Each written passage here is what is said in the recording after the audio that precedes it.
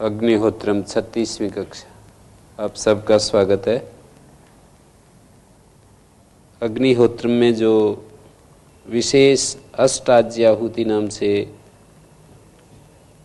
घी के द्वारा कुछ विशेष आहुतियाँ दी जाती हैं, उनके क्रम में हम एक मंत्र का स्वाध्याय करने जा रहे हैं। मंत्र है ओम अयाश्चाग्नेस्य नभिषस्ति पाश्च सत्यमित्वम अयासी अयानो यज्ञम वहास्य यानो धेहि भेषजम स्वाहा इदमग्नये ऐसे इदन्न मम। ये जो मंत्र मैंने अभी बोला, इस मंत्र का कात्यायन सूत्र का मंत्र है अयाश्चाग्ने। ये जो अया शब्द है,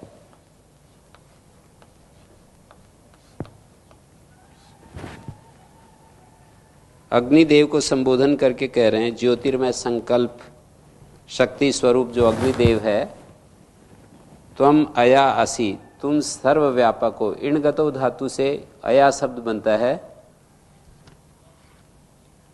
अग्निदेव को हम स्मरण कर रहे हैं और उसके लिए कह रहे हैं तुम सब जगह विद्यमान हो, अया हो, तुम सब जगह पहुंचे हुए हो। अनभिषस्ति पा, और दूसरी बात कही, अया का अर्थ है सर्वव्यापक, सब जगह जो विद्यमान है, पहुंचा हुआ है। और दूसरा शब्द बोला जा रहा है अनभिषस्ति पा।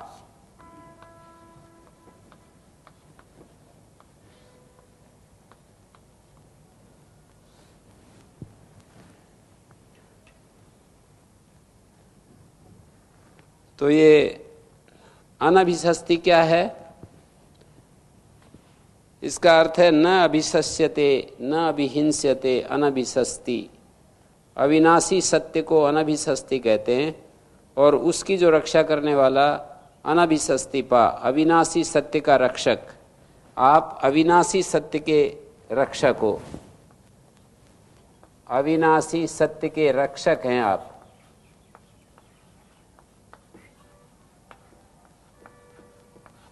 सत्य के रक्षक, ये इसका अर्थ है। ये जो अभिशस्ति मानी जो हिंसित हो जाए, वो अभिशस्ति अभिपूर्वक ससु धातु हिंसा अर्थ में होती है। तो न अभिशस्यते न अभिहिंस्यते, अभिशंसन जिसका ना किया जा सके, अभिहिंसन जिसका ना किया जा सके, वो अनभिशस्ति, और उसकी रक्षा करने वाला अनभिशस्ति पा। ये जो पा जुड़ा रहता है, इसका रक्षक अर्थ होता है पा, रक्षणे। अभिशस्ति उसका अपोजिट अनभिशस्ति, जिसको हम नष्ट कर देते हैं, तो उसके लिए ये शब्द है अभिशशन। अभिशशन इसका अर्थ है अभिहिंसन। ये जो शब्द है अभिहिंसन अर्थ में, सब तरफ से जिसकी हिंसा, जिसका नाश हो सकता है, वो अभिशस्ति, और जिसका नाश नहीं किया जा सकता वो अनभिशस्ति, और उसकी रक्षा करने वाला। तो अविनाशी सत्य के आप रक्षक हैं। सत्यम इत, सत्य ही, इत का अर्थ है यहां पर ही। सत्यम इत निश्चय ही, सत्य ही, त्वम अयासी, तुम सर्वव्यापक हो, अविनाशी सत्य के रक्षक हो। अया न यज्ञम वहासी, बार बार अया शब्द से उसको स्मरण कर रहे हैं। सर्वव्यापक तुम हमारे आंतर और बाह्य यज्ञ की सफलता के वहन करो। वहासी जो क्रियापद है, वहासी शब्द लेट लकार का रूप है, लेट लकार। वह धातु है, लेट लकार में सिप है, आठ आगम है, ये कर्तरी शप है, बन गया वहासी। वह, अ और आ और सी, इन दोनों को आ हो जाएगा। वहासी शब्द का अर्थ हो गया तुम सर्वव्यापक होते हुए हमारा जो यज्ञ है, नह यज्ञम वहासी, हमारे यज्ञ का वहन करो। हे अविनाशी सत्य के रक्षक, हमारे अविनाशी, हमारा जो ये यज्ञ है वहासी, नय, लिंग अर्थ है लेट, लिंग के अर्थ में लेट लकार होता है, नय, वह, वहासी, वह, ये अर्थ बताते समय इसको लेट लकार में या लोट लकार में बता सकते हैं। सर्वव्यापक होते हुए हमारा जो यज्ञ है, दो प्रकार का यज्ञ चल रहा है, एक बाह्य यज्ञ और एक आंतरिक यज्ञ, हमारे बाह्य और आंतरिक यज्ञ का सफलता तक पहुंचाओ। अया नह भेषजम देही, सर्वव्यापक तुम हमारे लिए रोग और शोक और पाप को हटाने वाली शक्ति को दो, हमारे में उस शक्ति को सुस्थिर कर दो, भेषज प्रदान करो हमारे लिए। नह, हमारे लिए, नह मानी हमारे लिए, भेषज प्रदान करो। स्वाहा, इसके लिए मैं आत्मार्पण कर रहा हूं। इदम अग्नये, ऐसे, ये आत्मार्पण सर्वव्यापक अग्नि के लिए है, मेरे लिए नहीं है। तो इतनी सारी बातें। अय गतौ धातु से ये अया शब्द का बार बार प्रयोग हुआ।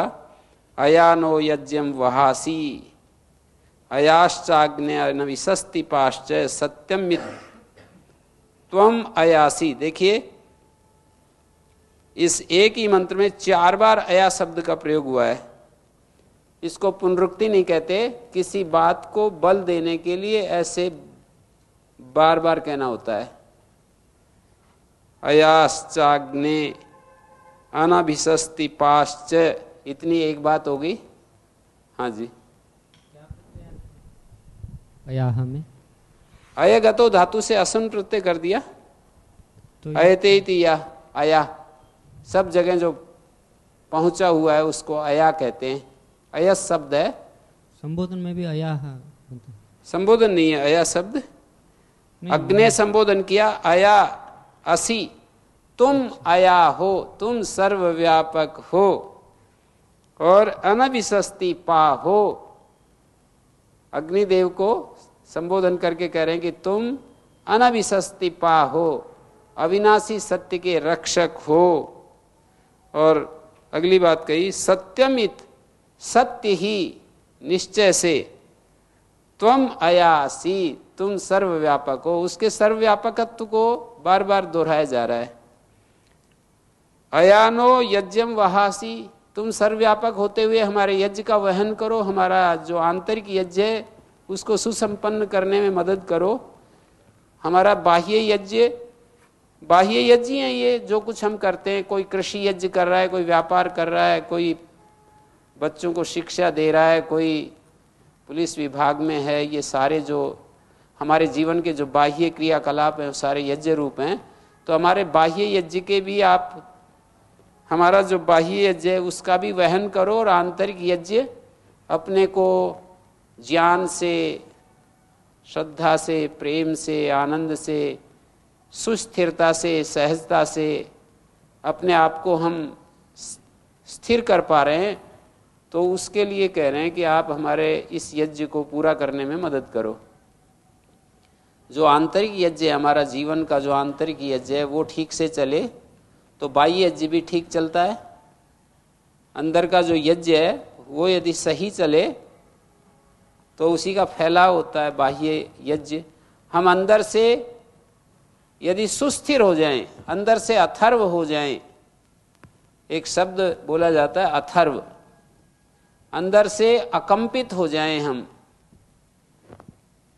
किसी भी परिस्थिति में हम उस परिस्थिति के अनुसार मुंह ना करें, उसके चलाए हुए हम ना चलें।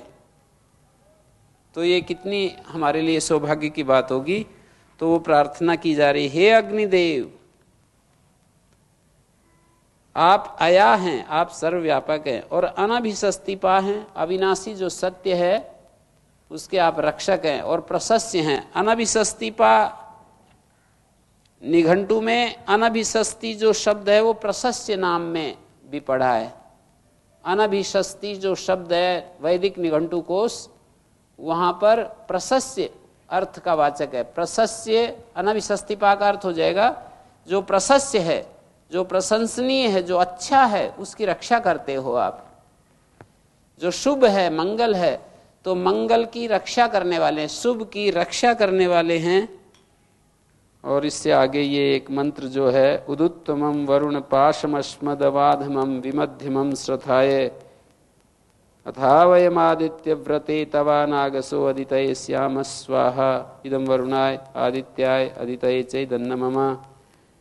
वरुण देव, पाप का निवारण करने वाला जो वरुण देव है, वर्णीय देव है, वर्ण करने योग्य जो वरुण देव है, उसको संबोधन करके कह रहे हैं कि हे वरुण देव, उत्तमम पासम अस्मद, हमारे से जो उत्तम पास है, हमारा जो उत्तम पास है उसको उत्श्रथाय, ऊपर की दिशा में शिथिल कर दो। इस अनंत आकाश की तरफ वो इतना विस्तार को प्राप्त हो जाए कि वो पास जो है पास बन करके हमें कष्ट ना दे। उच्छ्रथाए, उसको ऊर्ध्व दिशा में शिथिल कर दो। मध्यमम विश्रथाए, और मध्यम पास को सब तरफ से ढीला कर दो। अधमम विश्रथाए, और निम्न पास को नीचे की तरफ शिथिल करके उसको नीचे, हमारे नीचे से नीचे उसको पहुंचा दो। अथा का अर्थ होता है ये जो पास हैं, तीनों पास, उनके शिथिल होने से और उनके भंजन से, उनके तोड़फोड़ कर देने से, क्या इसके पश्चात क्या करो हे आदित्य, आदित्य के समान देदीप्यमान अदिति पुत्र जो वरुण है, वयम तब व्रते, हम तुम्हारे नियमों में अविचल रहते हुए, अपने आप को भगवान के नियमों में अविचल रखते हुए, अनागसा निष्पाप होते हुए, अदितये श्याम, बंधन रहितता के लिए, आत्म स्वातंत्र के लिए, मुक्ति के लिए योग्य हो जाए, अदिति के लिए हो जाए। अदिति शब्द का अर्थ है बंधन राहित्य। दिति शब्द बंधन का वाचक है। दिति शब्द में जो है दो अवखंडने, तो अदिति शब्द बंधन रहितता के लिए और दूसरी आत्म स्वातंत्र के लिए। दूसरे शब्द में कहें तो अदिति का मतलब आत्म स्वातंत्र, और भी सरल शब्दों में कहें तो मुक्ति के लिए। अपने जो हमारा जो बाधा रहित सुख है उसको अदिति शब्द से कहा जा रहा है। किसी भी प्रकार का बाधा न आए हमारे स्वातंत्र में, हमारे सुख में। बाधाएं एक तो बाहर से आती हैं, वे बाधाएं तो बाधाएं नहीं होती हैं जिनमें सबका हित छुपा होता है। जैसे ट्रैफिक रूल्स बने हुए होते हैं, उसमें हमें चलना होता है, तो वो बाधा ही नहीं है। जिस नियम के समक्ष हम सबको सरेंडर करना होता है, हम सबको चलना होता है। इसी के लिए एक नियम बनाया स्वामी दयानंद सरस्वती ने कि सामाजिक सर्वहितकारी नियम पालने में सबको परतंत्र रहना चाहिए और प्रत्येक हितकारी नियम में सब स्वतंत्र रहें। यदि कोई ऐसा नियम है जिसमें सबका हित है तो वो बाधक नहीं है, वो बाधा रहित ही है। एक सुख है तो ऐसा होता है जिसमें हम पराधीनता महसूस करते हैं, हम अपना नियंत्रण नहीं कर पाते हैं, बेबस हो जाते हैं, तो वो सुख अवश्य हमें पराधीन करता है। तो यहां हे आदित्य, अदिति पुत्र वरुण देव, वयम तब व्रते, हम तुम्हारे व्रत में अनागस मानी पाप मुक्त, निष्पाप होते हुए, अदिति के लिए, बंधन राहित्य के लिए, आत्म स्वातंत्र के लिए, अपनी आंतरिक स्वतंत्रता से जीने के लिए योग्य हो जाएं, ऐसा मैं अपनी आहुति दे रहा हूं। ये आहुति दान आदित्य, वरुण और अदिति के लिए, अदिति पुत्र वरुण के लिए है, अदिति के लिए है। आदित्याय वरुणाय, यहाँ अदिति पुत्र वरुण देवता के लिए मेरी आहुति है। अदिति के लिए माने मुक्ति के लिए, अपने जीवन को बंधन रहित बनाने के लिए आहुति है। इदं न मम, इसमें मेरा और कोई प्रयोजन नहीं है। तो बड़ा सुंदर मंत्र है ये भी वरुण सूक्त का, कि हम बंधन मुक्त होना चाहते हैं, अदिति के लिए निष्पाप होना चाहते हैं, निर्दोष होना चाहते हैं। और एक ये मंत्र है,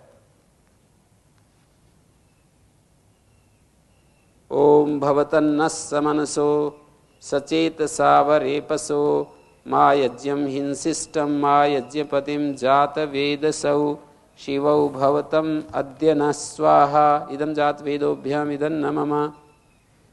यहाँ पर अद्य शब्द फिर आ गया, देखिए। हे अध्यात्म गुरु, हे अंतर्यज्ञकर्ता साधक, संबोधन करके और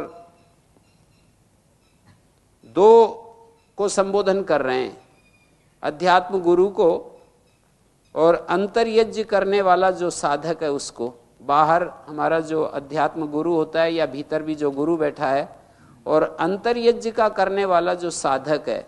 अध्यात्म गुरु, गुरु हमारा कोई शरीरधारी हो सकता है या भीतर जो परमात्मा के रूप में है, और जो अंतर्यज्ञ का करने वाला जो साधक है, इन दोनों को संबोधन करके कह रहे हैं, भवतम न समनसौ सचेतसौ अरेपसौ, तुम दोनों हमारे लिए समनसौ सर्वेभ्यो मानवेभ्य समान मनस्कौ,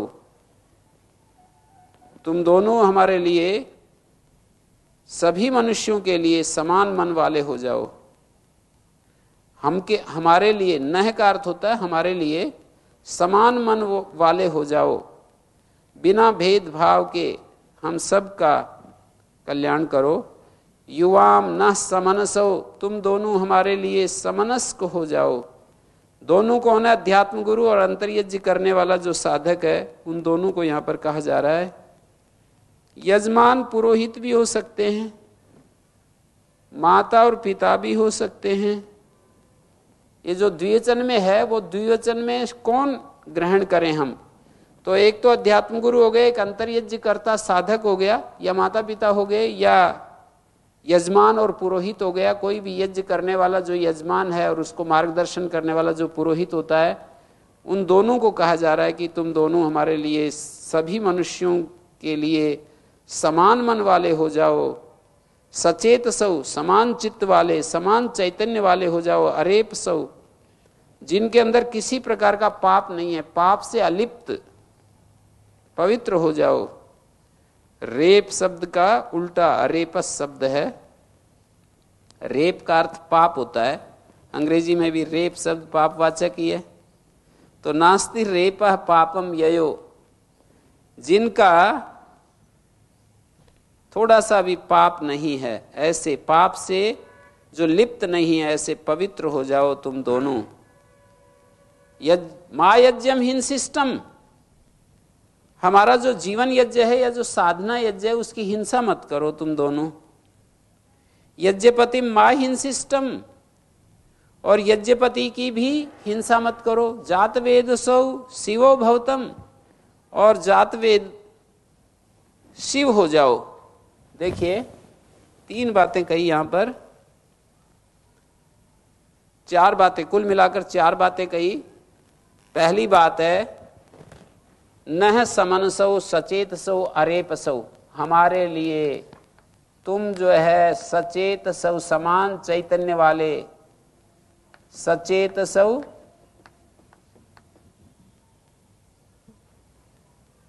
समनसौ, सचेत सौ, समनसौ,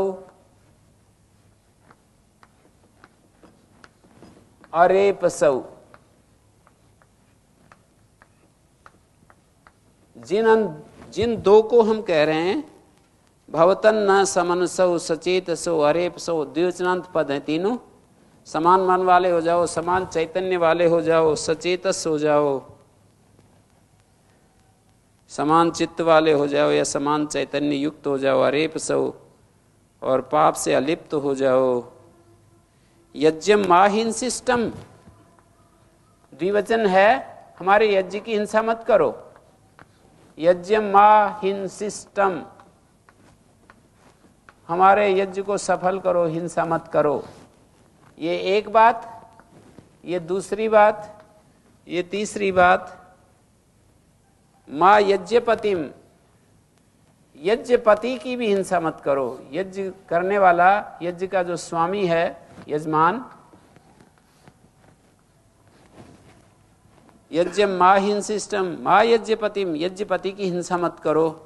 ये जो हिंसिष्टम है ये यहां भी जुड़ रहा है।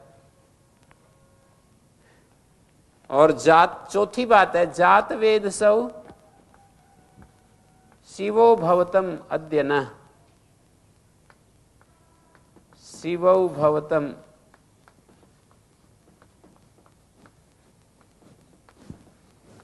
ये क्रियापद है, शिवो भवतम अद्य न। आज तुम दोनों जात वेदस, कल्याणकारी मंगल स्वरूप हो जाओ हमारे लिए, शिव हो जाओ, भवतम का अर्थ हो जाओ, अद्य आज न हमारे लिए। जात वेद शब्द का अर्थ है जातम वेद ज्ञानम ययो, प्राप्त ज्ञानव, उत्पन्न हो गया है ज्ञान जिनका, ऐसे ज्ञानवान हो जाओ, कल्याणकारी हो जाओ हमारे लिए। एक तरफ गुरु है, एक तरफ साधक है, या एक तरफ यजमान है, एक तरफ पुरोहित है, या माता है, पिता है, इनको संबोधन करके कह रहे हैं हे माता पिता, तुम हमारे लिए समनस हो जाओ, सचेतस हो जाओ, पाप रहित हो जाओ। या यजमान पुरोहित को कह सकते हैं, दोनों कोई, कि हे यजमान और पुरोहित तुम समनस होकर के रहो, सचेतस होकर रहो, अरेपस पाप रहित रहो। माँ यज्ञम इन सिस्टम, और तुम किसी बाह्य यज्ञ का और आंतरिक यज्ञ की हिंसा मत करो, बीच में उसको तोड़ो मत, यज्ञ को निरंतर चालू रखो। माँ यज्ञपति, और यज्ञपति का भी हिंसा ना हो, उसका भी जीवन का जो प्रवाह है सतत चलता रहे। जात वेद सहो, और प्राप्त ज्ञान वाले, ज्ञानी हो जाओ, मंगलमय हो जाओ। इदम जात वेदोभ्याम, ये आत्माहुति जिन्होंने ज्ञान प्राप्त कर लिया है, ऐसे तुम दोनों के लिए है, मेरे लिए नहीं है। प्राप्त ज्ञानाभ्याम, जात वेदोभ्याम का अर्थ है प्राप्त कर लिया है ज्ञान जिन्होंने, ऐसे तुम दोनों के लिए है, अपने लिए नहीं। सतपथ ब्राह्मण में इसका सार ऐसे कहा है, यदयं शांतिम उपदिशति परस्पर हिंसनम च वर्जयति, शांतिमेव आभ्याम एष वदति यथा नान्यो अन्यम हिंस्याताम। इस मंत्र को कहकर के शतपथ ब्राह्मण में कहा कि ये शांति का उपदेश कर रहा है ये मंत्र, और परस्पर हिंसा को हटा रहा है। शांति का उपदेश कर रहा है, परस्पर हिंसा को हटा रहा है। जी ओम गुरुजी, ये यज्ञ की हिंसा हमारा ज्ञान करता है या जात वेदस करता है? संबोधन करके कह रहे हैं कि आप ऐसे सजग रहो। कोई व्यक्ति जो है जात वेद सौ शिवो भवतम, जात वेद हो जाओ। ये तो जात वेद सौ जो है इसके साथ जुड़ा हुआ है, इसके साथ जुड़ा हुआ है। तुम दोनों, ये चार शिक्षाएं दी गई। जात वेद शब्द इसके साथ, हिंसा के साथ नहीं जोड़ रखा है। समनस हो जाओ, सचेतस हो जाओ, पाप रहित हो जाओ तुम दोनों। माता पिता है, या गुरु शिष्य है, या अध्यात्म गुरु साधक है, प्रमाद से। अध्यात्म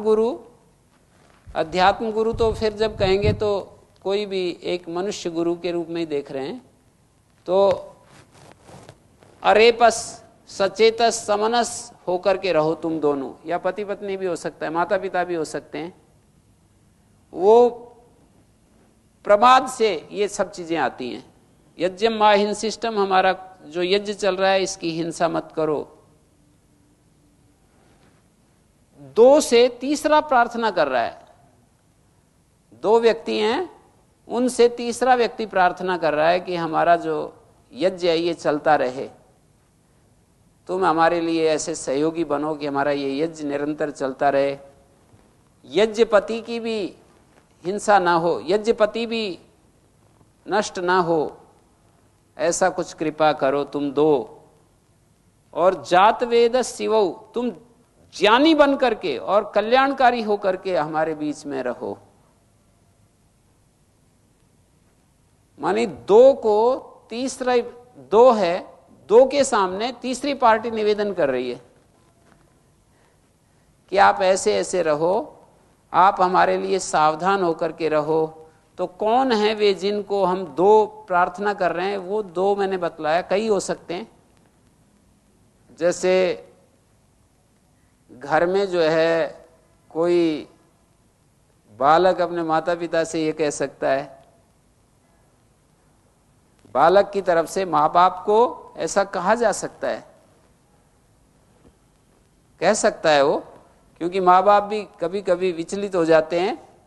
कभी बच्चा उनके घर में रहता है और देखता है कि ये कैसे झगड़ रहे हैं, तो वो कह सकते हैं ऐसे कि आप जो है ऐसे रहो, समनस रहो, बराबर अच्छे विचार वाले बन करके। हाँ जी, इसमें 2 के रूप में ईश्वर और बुद्धि ले सकते हैं, जैसे आपने गुरु और साधक कहा। और तीसरा जो है वो आत्मा, इन दोनों को प्रार्थना कर रहा है कि आप समनस रहो, बुद्धि हमारी और ईश्वरीय ज्ञान जो है। यज्ञ माँ इंसिष्ट, माँ यज्ञपति, मतलब आत्मा को नष्ट मत करो, और जात वेदस और कल्याणकारी आप दोनों रहो, हमारी बुद्धि और ईश्वरीय ज्ञान। आत्मा की तरफ से ये प्रार्थना हो रही है, ऐसा कह सकते हैं। तो आत्मा की तरफ से ये प्रार्थना हो रही है। इनकी यह आपत्ति है कि परमात्मा तो वो कभी भी वो हिंसा क्यों करेगा। तो ये बुद्धि इन्होंने जैसे संगति लगाई, उसमें इनका ये कहना है कि जो ज्ञान है और हमारे आत्मा की तरफ से जो आत्मा के साथ जुड़ी हुई जो बुद्धि है और एक जो सत्य ज्ञान है, वे दोनों में तालमेल रहे, उन दोनों में, मानी वो तो नहीं कर रहा पर बुद्धि तो जा सकती है ना उसके विरुद्ध। तो ईश्वरीय ज्ञान और हमारी, इनका स्मिथ जी का ये कहना है कि जो ईश्वरीय ज्ञान है और जो बुद्धि है और तीसरा आत्मा है, तो भवतन्न समनसौ सचेत सौ अरेप सौ, बुद्धि ईश्वरीय ज्ञान के साथ संयुक्त रहे। और आत्मा ये कह रही है कि माँ यज्ञम इंसिष्टम, हमारे इस यज्ञ को विध्वंस मत करो, आपका तालमेल बना रहे, जात वेदस बने रहो, शिवौ भवतम अद्य न स्वाहा, आज हमारे लिए ऐसे बनकर रहो। थोड़ा परमेश्वर का नाम लेते ही फिर ये आता है कि इसमें जात वेदस बन करके रहो, हमारे लिए कल्याणकारी बनकर रहो। ये तो ठीक है, जात वेदा बन करके रहो, जो हो आप, मुझे आपका जात वेदस्त्व कल्याणमय रूप अनुभव होता रहे। आप जो हैं, अनुभव करने वाला तो मैं हूं ना, तो आप मेरे लिए हमेशा ऐसा मार्गदर्शन करते रहो। भगवान तो है ठीक है जात वेदा, पर मैं जब उसकी तरफ अभिमुख होता हूं तो एक प्रकार से तब मेरी रक्षा हो पाती है। जात वेदा तो जात वेदा है, लेकिन मैं उसकी तरफ देखूं ही नहीं तो वो मेरे लिए अजात वेदा हो जाता है। तो ये सारी जिम्मेदारी यहाँ पर प्रार्थी की है। प्रार्थी जो है उसकी तरफ अभिमुख रहे। वर्षा हो रही है, पात्र जो है बादल की तरफ रहे अभिमुख। सूर्य की धूप आ रही है, सूर्य की धूप आ रही है और खिड़की खुली रहनी चाहिए। तो हमारे ओर से हमारे और हमारे प्रति, हाँ हमारे प्रति प्रार्थना होनी चाहिए। नहीं, हमारी जिम्मेदारी है कि हम प्रार्थना कर रहे हैं कि ये वेद में तो ऐसा है ना, कभी कभी प्रार्थनाएं ऐसी होती हैं कि प्रार्थना करते हुए हम उस प्रार्थना के अनुसार अपने जीवन को बनाते हैं। प्रार्थना एक मांग है, हमारी आंतरिक मांग है कि हमारे भीतर जो दिव्य ज्ञान है और जो साधक बुद्धि जो साधना कर रही है, जैसा ये बोल रहे हैं उसके अनुसार मैं व्याख्या कर रहा हूँ कि हमारी बुद्धि जो लगी हुई है, निर्णय ले रही है कि ये ठीक है ये गलत है, तो वो समनस रहें, समान मन वाले रहें, सचेतस रहें, पाप रहित रहें, मानी उनमें प्रमाद ना आए। प्रमाद ही पाप है ना, बुद्धि का जो प्रमाद है यही सबसे बड़ा पाप है। ये यज्ञ तंतु निरंतर चलता रहे और यज्ञपति की हिंसा न हो, ये सदा ज्ञानवान बन करके रहें, कल्याणकारी बन करके रहें। अभी मैं एक बात और दिखा रहा था, शतपथ ब्राह्मण में इसका सार, इस मंत्र का सार ये दिया कि ये मंत्र जो है शांति का उपदेश देने के लिए है और दूसरा परस्पर हिंसा को छुड़वा रहा है। शांतिमेव आभ्याम एष वदति यथा नान्योन्यम हिंस्याताम। इन दोनों के लिए शांति का उपदेश दिया जा रहा है कि एक दूसरे को हिंसित ना करें, एक दूसरे को नष्ट ना करें, शांति का उपदेश दिया जा रहा है। अरेपस रिफ कत्थन युद्ध निद्दा हिंसा दानेशु रेफिता रेफिष्यति। ये जो फै को पै हो रहा है, फै को पै हो रहा है, प्रशोदरादिन यथोपदिष्टन पापेन अलिप्य मानो या रप्यते उच्यते इति रेपा अवध्यम वचः। रेप जो है वो अवध्य वाणी को कहते हैं। अविद्यमानम रेपो व्यक्तम प्राकृतम वचनम ययो। निंद्य वचन रहित, दोषदर्शी, अनिंद्य, दोष को न देखने वाले, उसको यहां पर अरेपस शब्द से कहा है। इस मंत्र के द्वारा शांति और परस्पर हिंसा को, परस्पर एक दूसरे का जो अवहेलना की जाती है, एक दूसरे के लिए जो हम कष्टकारी हो जाते हैं, उसको यहां पर छुड़ाने के लिए कह रहे हैं। अध्यात्म गुरु जो है यहां पर परमात्मा के रूप में नहीं लेना चाहिए। अध्यात्म गुरु का अर्थ तो कोई एक मानव गुरु ही होगा और एक अंतर्यज्ञ कर्ता जो साधक है, उन दोनों से किसी आत्मा की प्रार्थना हो सकती है। साधक जो है वो हमारा मन, बुद्धि और प्राण, इंद्रियां, इन सब के समुदाय का नाम साधक है। हमारा मन, बुद्धि, प्राण, इंद्रियां, ये सब साधक श्रेणी में आते हैं।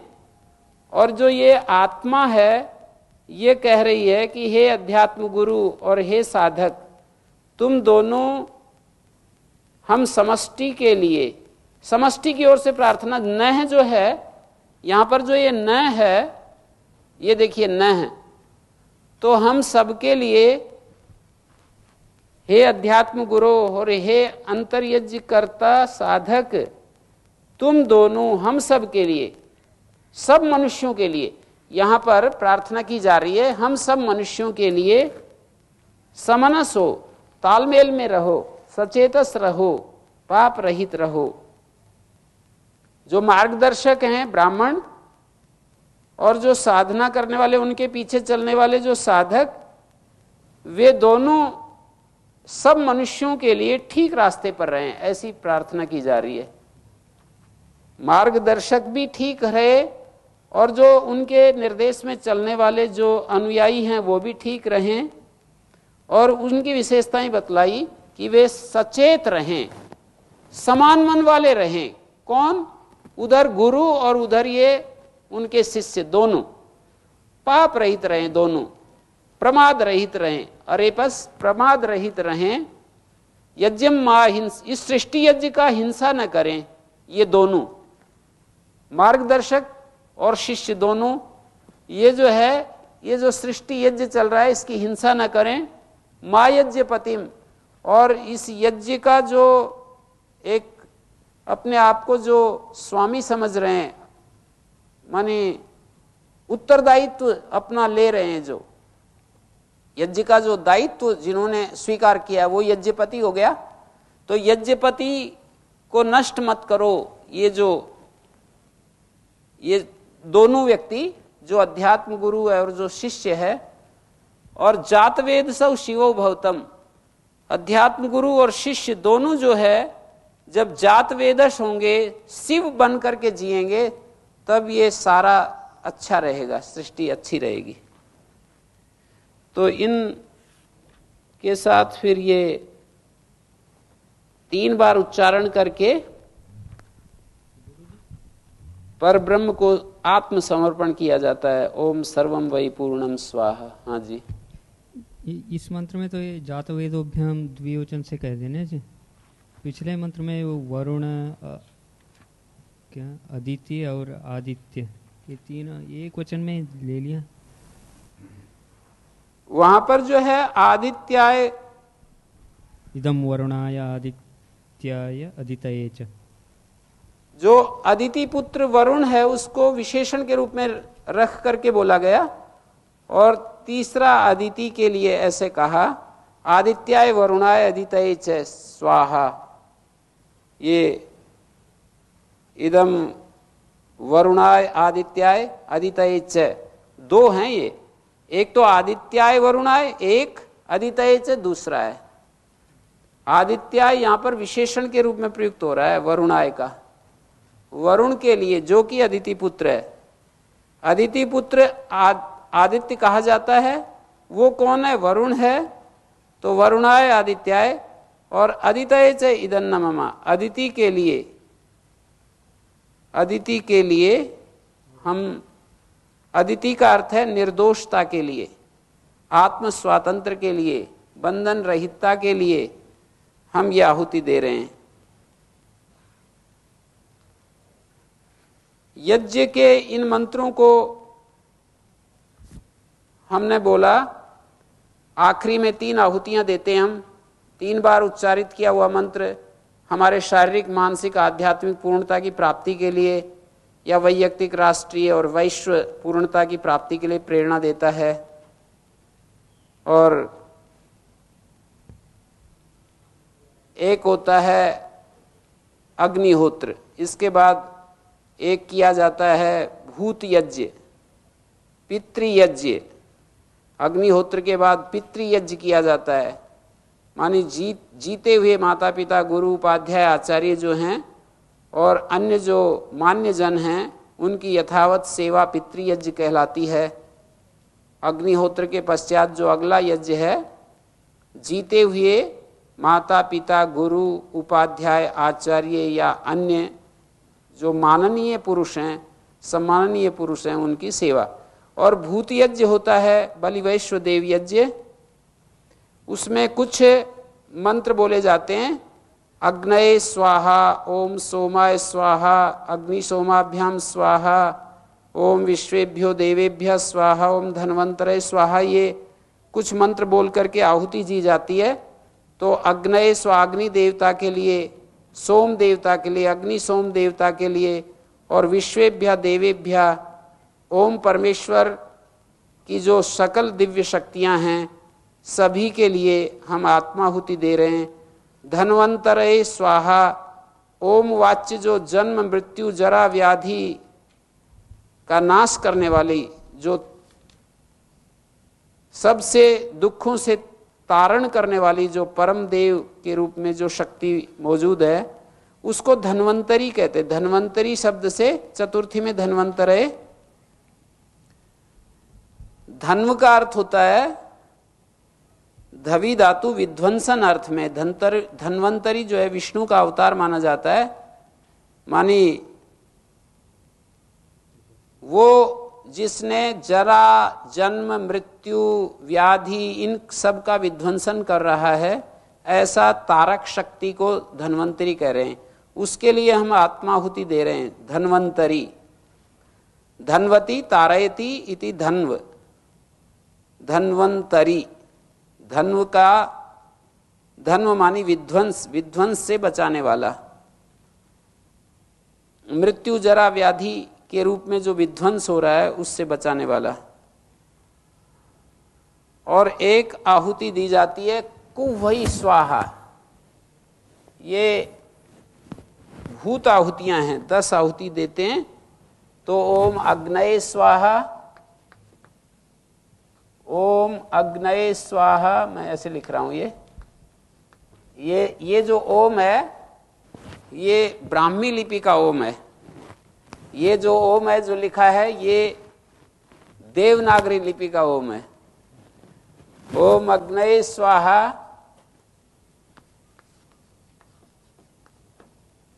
ओम सोमाय स्वाहा। सोम देवता के लिए, जो सौम्यता का जो देवता है, सौम्यता को हम अपने जीवन में धारण करना चाह रहे हैं।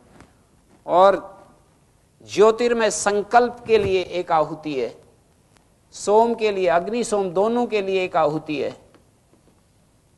ये तीसरी आहुति हुई अग्नि सोमाभ्याम। स को मूर्धन्य हो जाता है 8वें अध्याय में, तीसरे पाद में सूत्र अष्टाध्यायी में। और चौथी आहुति है धन्वंतरय।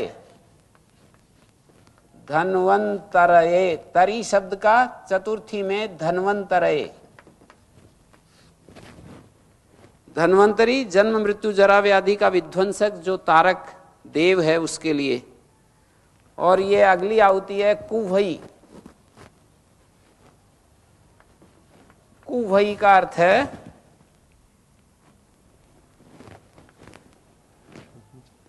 ओम। इस आख्या वाला जो परमेश्वर है, ओम शब्द से शुरू कर रहे हैं। कुहू अमावस्या को कहते हैं। जिसके नियम से यह अमावस्या बनती है उसके लिए हम आहुति देते हैं, आत्मार्पण करते हैं। बाह्य आहुति दान। अमावस्या यज्ञ आराध्य देवस्य चिति शक्तये आत्म समर्पणम बाह्य आहुति दानम च करोमि। अमावस्या यज्ञ जो करते हैं आराध्य देव जो चिति शक्ति है उसको आत्मसमर्पण। अनुमत्यई, इससे आगे है अनुमत्यई। ओम पद वाच्य जो परमेश्वर है। कालचक्र में जो पौर्णमासी आती है उसको अनुमति कहते हैं।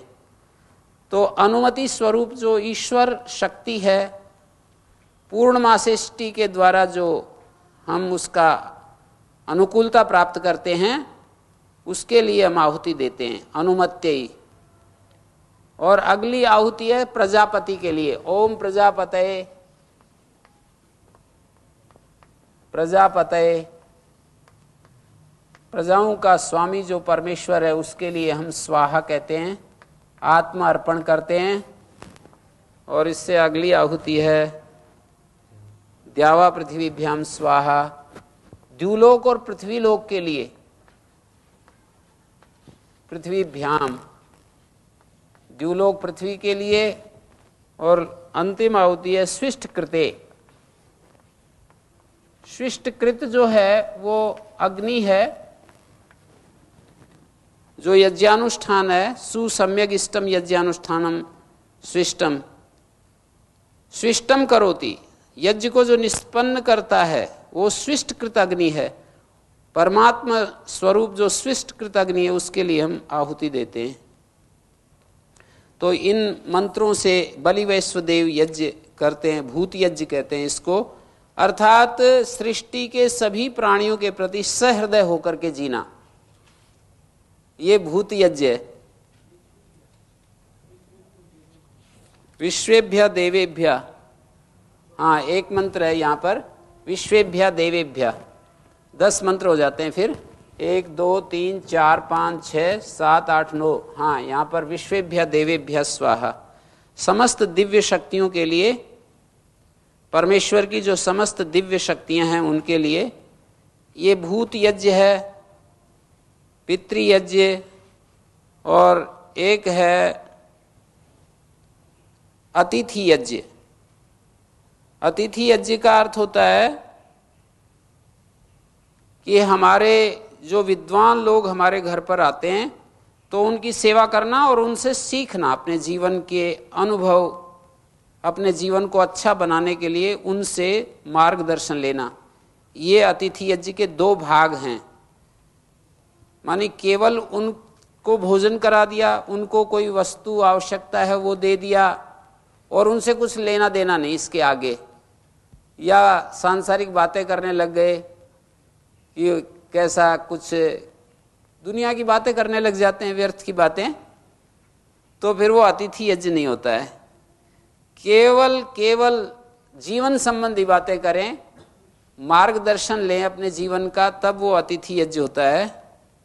हमारे शास्त्रों में कहा कि ये अतिथि यज्ञ के बिना हमारे जीवन की अपूर्णता समाप्त नहीं होती है, क्योंकि हम घर के काम काज में लगे रहते हैं तो उसमें हम समय निकाल नहीं पाते विचार के लिए।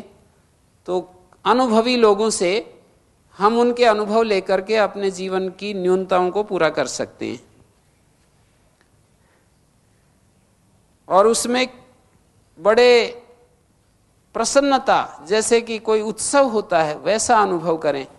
जैसे सांसारिक लोग किसी विशेष उत्सव के समय अपने अनुभव में रहते हैं, विशेष अनुभूति में रहते हैं, दीपावली के दिन या किसी उत्सव के दिन, वैसा अतिथि को देख करके प्रसन्नता अनुभव करें।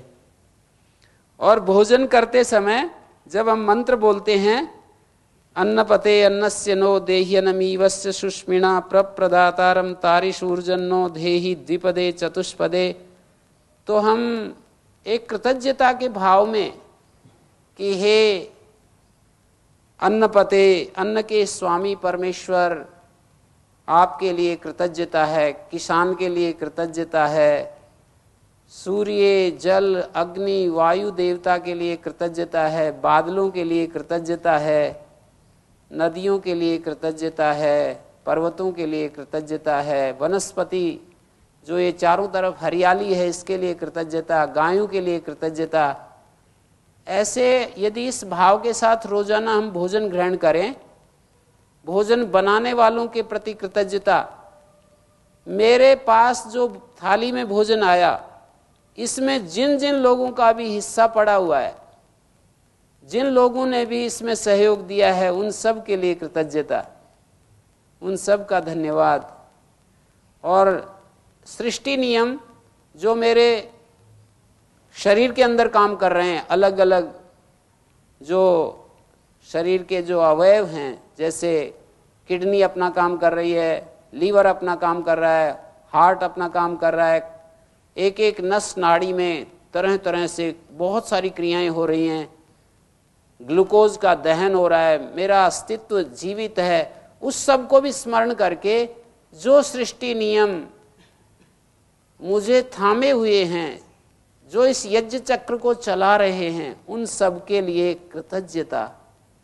इस भाव से यदि हम भोजन ग्रहण करें तो ये कृतज्ञता ही हमको उस परम तत्व से जोड़ सकती है। एक इतना भी यदि कोई करना लग जाए, यहाँ से ही शुरू कर दे कि भोजन ग्रहण करते समय 1 मिनट 2 मिनट के लिए शांत होकर के, और इन सब भावों को मैं अपने अंदर लाऊंगा और फिर भोजन ग्रहण करूंगा।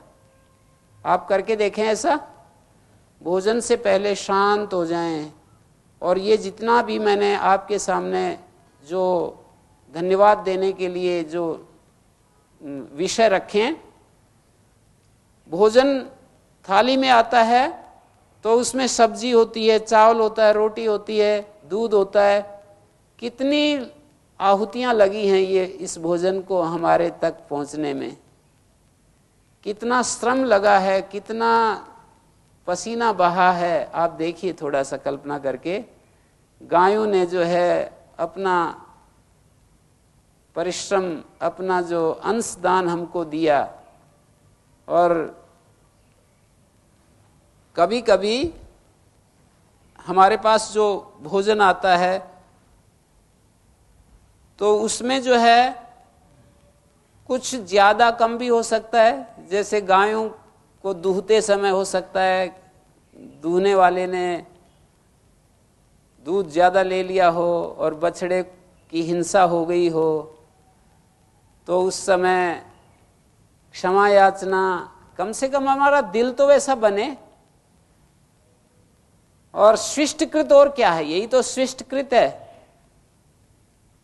शिष्टकृत का अर्थ यही है कि जो ऊंच नीच, जो आगे पीछे थोड़ा बहुत जो होता रहता है हमारे जीवन में, व्यवहार में, जाने और अनजाने में हमको पता भी नहीं रहता और फिर भी हो जाता है, तो उसके लिए क्षमा मांगें। उसके लिए कम से कम जब हमारे हाथ में पूरी व्यवस्था हो तो उसमें हम थोड़ा सहृदय होकर के रहें।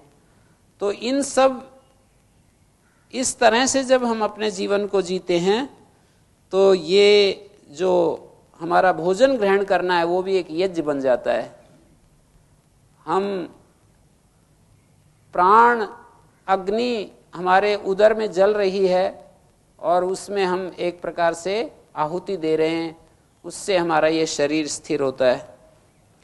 तो ये यज्ञ पंच यज्ञ पंचैतास्तु महायज्ञान यथाशक्ति न हापयेत, इनमें हमने 4 यज्ञों के बारे में बड़े सूक्ष्म और बड़ा मोटा मोटा दोनों ही बात है।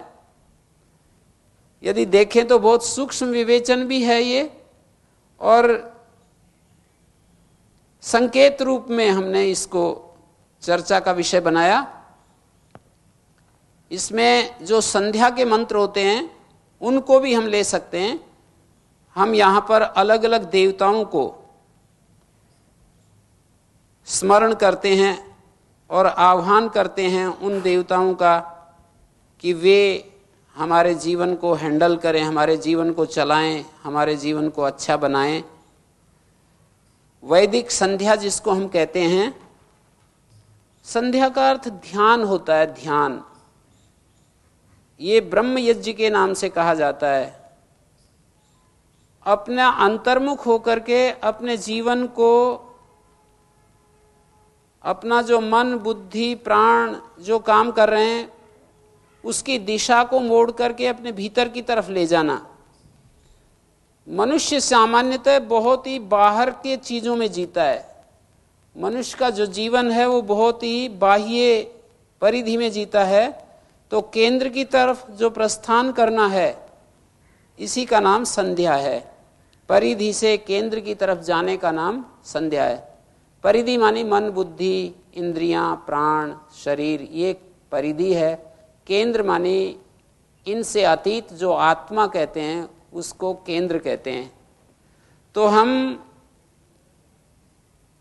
जितना अधिक केंद्र की तरफ जाएंगे हमारे जीवन में उतना ही अधिक समाधान घटता जाएगा। परिधि पर रहते हुए भी हम समाधान करते हैं, पर असली समाधान तो केंद्र में पहुंचने से होता है।